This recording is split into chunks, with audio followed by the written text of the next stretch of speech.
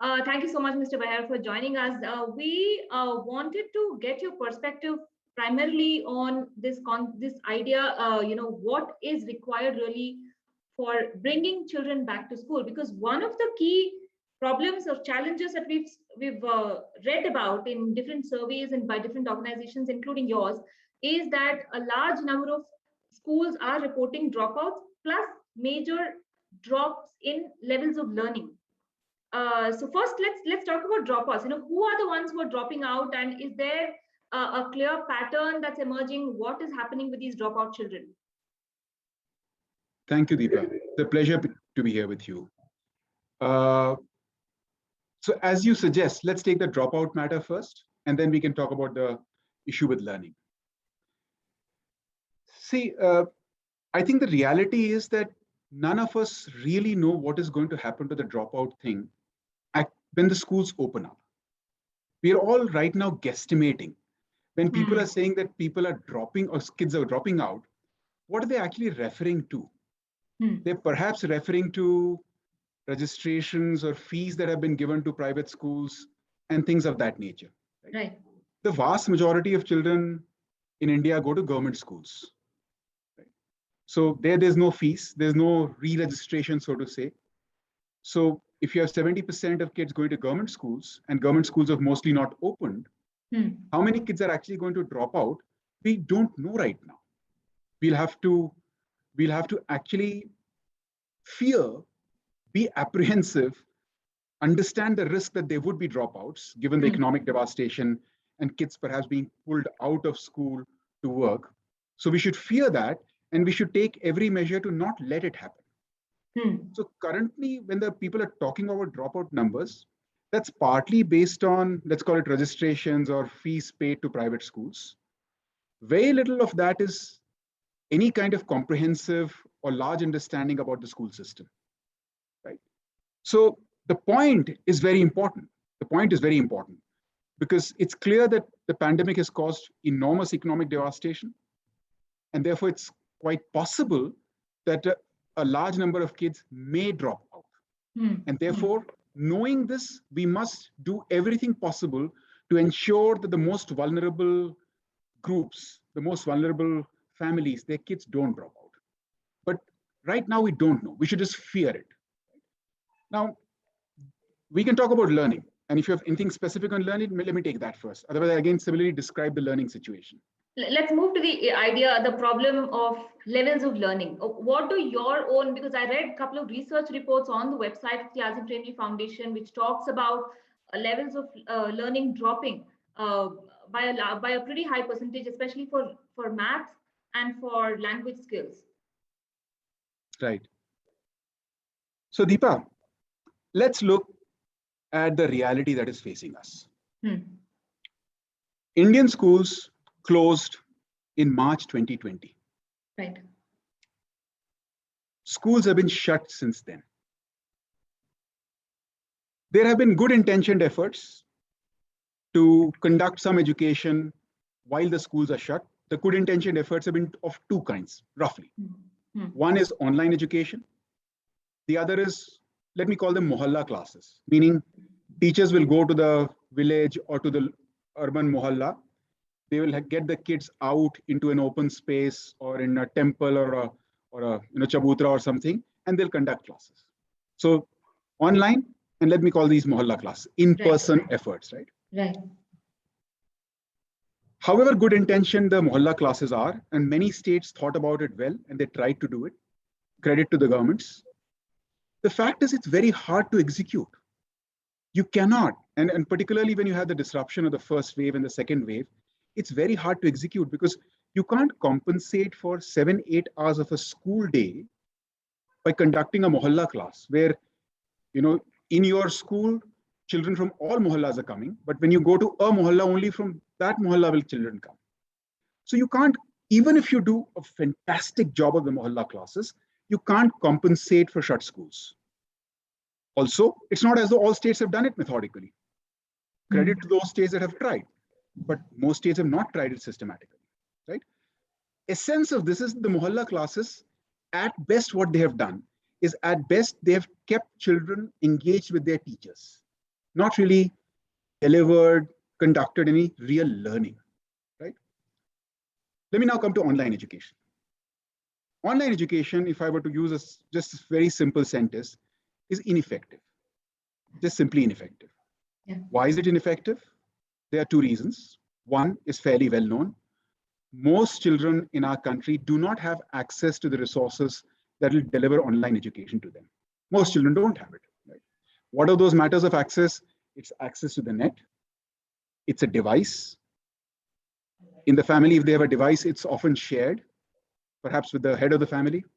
But it's not just access to the net. It's not just the stability of the net. It's not just the access to device. It's also, and we tend to miss this too often, it's also physical space. If in a small hut, 5 people, 6 people are living, and even if, and that doesn't happen actually, even if there was net access, and even if there's a reasonably good device which the child can study through, where will she sit? Where you have 5 people in the same room, right? Or 4 people in the same room. So online education is ineffective, partly because access is not there, right? So 240 million school children we have, perhaps 200, 210 million of the school children don't have access, real access. Right? Yes, yes. But online education is ineffective for something far more fundamental, because of something far more fundamental, which is that, and if you just let your imagination go to a situation where you have dealt with 3, 4 children, just think of it. And that's the teacher is having to deal with 20, 25 children, right? What does it require? What it requires is the teacher has to hold the attention of the students, and everybody's attention is going in different directions. Right. Hold their attention, carefully take them into a certain direction of learning, observe whether she or he is learning or not, bring them back to what she's not learning, take them forward, right? And I'm just talking about the matter of attention. Now, this is just an integral part of the fundamental nature of learning and education. When teachers, and you or I, any one of us, find it difficult in a physical space to do this, it is not possible to do it online, impossible. Therefore, the fundamental nature of education, particularly for school-going children, is such that it requires intimate social connection. Just a fancy way of saying we have to be together, right? And therefore, it is, unless in-person classes are there, real classes. Right. In-person is again another way of saying real classes are there, education is ineffective. Now, what's the summary of what I'm saying to you? What I'm saying is, schools shut in March 2020. People tried good intentioned efforts, mohalla classes or online, but they're ineffective. What it means is, for 16 to 17 months, our children have not gone to school. Point one, they have lost all learning that was supposed to happen in that period, right? So a child who was in class 4 in March 2020, when she's coming now into school, she's going to come into class 6. Just imagine how staggering that is. She's not gone through class 5 syllabus at all. And from class 4, she's coming straight to class 6, right? Just think of it. I mean, can you do class 6 syllabus without doing class 5? Right? Otherwise, if you could, what's the point in having class 5? Now, and that's the study that you're referring to. Now, the lost learning in this period is not just the loss in those 16, 17 months, the teaching loss in those 16, 17. It's not just that. Most children have forgotten a lot of what they used to know in March 2020. Again, it's not something dramatic. You and I know this. Let's assume for a minute that if you did mathematics in school, which you have done, and you used to do calculus, right? And now you've been out of school for, let's assume, for 10 years, and you've not done calculus, and I ask you to do calculus, what will happen to you, right? You've forgotten. Yes. Right? You have just forgotten. Yes. So our research study that you're referring to is we studied a fairly large sample, over 16,500 students, very deeply to assess as to what have they forgotten from what they knew in March 2020? What they have forgotten? And the results were, not unanticipated, but nevertheless shocking, which is 92% of the children had lost fundamental capacities in language. Fundamental capacities meaning simple things like, if you show them a picture, can they narrate in their own words what is there in the picture? Or 86% kids had lost fundamental capacities in mathematics. Fundamental capacities like just addition or recognizing a number, depending on which grade you're talking about, right? Because that study was grade 2 to grade 6. Right? So now you have a situation when you put all this together. That March 2020 schools closed, kids lost learning, which should have happened in that 16-17 month period, and they lost a lot of the learning that they had. They forgot whatever they knew in March 2020. These two kinds of losses. Now imagine 200 million of our children are going to enter schools with this kind of deficit. This kind of deficit. What should we do? Right? What should we do? Go back to your question. We need to have a thorough, rigorous, systematic plan as to how we deal with this, what can only be described as an absolute state of emergency in Indian education. How soon should schools now, should state governments now look at reopening schools? Because some have said they want to start off in a phase wise manner. Others haven't talked about it at all. Well, Deepa, I think that schools must be open right away. There must be a clear roadmap, clear set of benchmarks through which you open the schools, but there must be a plan right away. And in fact, most schools, I think, can be opened right away. I'll just briefly share with you what I think, what we feel could be a roadmap.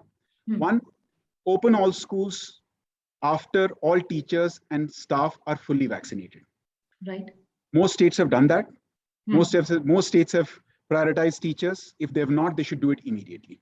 So condition one, fully vaccinate all teachers and staff. Second is, let's not wait for all children to get vaccinated. We should not wait for children to get vaccinated. However, we must have a rigorous plan for the vaccination of children when children vaccination is approved, right? We should have a rigorous plan. Right. And there are many reasons why we do not need to wait for children to get vaccinated. I'm coming to that, right? Third point. So first was get teachers and staff vaccinated. Second, let's not wait for children to get vaccinated while we must have a rigorous plan for vaccinating children. Third point is open up schools on the basis of these two criteria. Criteria one, how localized a community does the school serve? How localized? So I'll paint the picture of a village school to you. You have a village school which is shut. Who does it serve? Only the children. Only that village. Right? Yes. While the school is shut, the children are every day playing with each other. They are not only playing with each other, they're playing with the adults, and the adults are also mixing. Right? So by opening up the school, you're not increasing the risk of the infection spreading even by one bit, so long as your teacher and the staff is vaccinated, right? So it's very simple that if a school is serving a very localized community, that community anyhow intermingles, children certainly intermingle. So there is no real problem in terms of increasing risk of infection. Please go ahead and open the school. Now, on the other hand, if you have a school which actually serves a very vast community, let's assume it serves a community where children are coming from distant places, different neighborhoods, then it's a slightly different situation. Then, of course, what you need to consider is the following kinds of things, which is, what is the situation with the pandemic there in that place? I mean, and fortunately today things seem to be improving in most parts of the country. But of course, if there is let's call it a red alert, of course you should not open the schools. But on the whole, what you should look at is that what is the vaccination level in those set of communities? If you have high vaccination levels in those communities, then open up the school, right? And of course, with due COVID appropriate behavior, right? So in simple terms, what I'm saying is, look at how localized a community a school serves and what is the level of vaccination. On that basis, take decisions to open schools at the local level. not at the state level. So take decisions at the village or the panchayat level or the ward level in a city, right? Therefore, panchayats or blocks or wards have to be empowered to take these decisions, considering these parameters or principles that the state governments must lay out, right? Fourth, lastly, Sure. Right? Fourth is, if you then have this kind of opening of schools where some schools might open right away, some schools might open 4 weeks later, some might be open 6 weeks later, etc. You also have to tackle this particular matter of what I would call an asynchronous calendar. You see, today, every state has one calendar of schools. All schools will start on a certain day, end on another day, etc. But given the reality of the pandemic and given how safety protocols were determining opening schools in the manner I described, you may have slightly asynchronous calendar. So in District 1, in one block, perhaps all schools will open up right away. In the same state, in some other district, in some other block, perhaps there is an issue right now, and therefore they might say, we'll wait for 4 weeks. Therefore, the state government will have to then handle this asynchronous calendar. So in summary, these are principles I've shared. The principles have to be actually detailed, and actual implementation of them might be different in different states or different localities, why states. But indeed, what you said is absolutely true. We must open up schools at the earliest. Does it also make for a case, in the long term, that you must have localized schools? In some countries, you have this concept that you go to a school within a particular 2-kilometer radius, etc. But that doesn't apply in a city like Bangalore or a city like Mumbai. Does the experience of the last 1 year sort of make for a case for that to be implemented maybe more aggressively? I know everyone has a right to choose his own school, but having a localized manner in which this goes, does it now warrant for such a thing? Deepa, there are many reasons to make that happen. Many reasons to make that happen. One of the reasons is what you're talking about, right? If you're local, then you're responding to local issues. You can handle those issues locally. Right. There are other fundamental matters, right? That delivers equity to you. I mean, if my child were to go to the same school where in the neighborhood where children from all walks of life come, it delivers equity. Exactly. And it delivers equity not just in the manner that my child is studying with some other child whose home is very different from, let's say, my home, but it delivers equity in another manner, which is then the country as a whole, the system as a whole, is actually incented, is pushed to looking at all schools from the eyes of the powerful, because today the powerful, the influential, the well-off, their children go to these privileged elite schools, and we can sort of turn our eyes away from what's happening to the large majority of this country. So not only the reason that you talked about, but there are many other reasons, and this is a very deep subject. This requires an altogether different conversation.